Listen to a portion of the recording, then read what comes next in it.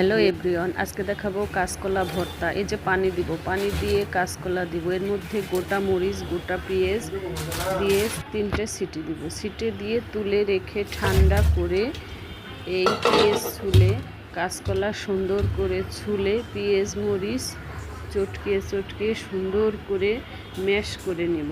Mash করে একটু সরিষার তেল দিব। যাদের মুখে রুচি নেই এই ভর্তাটা এইভাবে করে খেয়ে দেখবেন, খুব মজা হয়। এই যে পেঁয়াজ মরিচ লবণ দিয়ে সুন্দর করে ম্যাশ করে ভর্তাটা করে নিব। একটু সরিষার তেল দিব, সরিষার তেল দিয়ে কাঁচকলা দিয়ে আবার সুন্দর করে ম্যাশ করে নিব এবং এভাবে ভর্তাটা ব্যাস তৈরি। গরম ভাতে এই ভর্তাটা সেই মজা লাগে। এভাবে গরম ভাতে করে খেয়ে জানাবেন কেমন হয়েছে।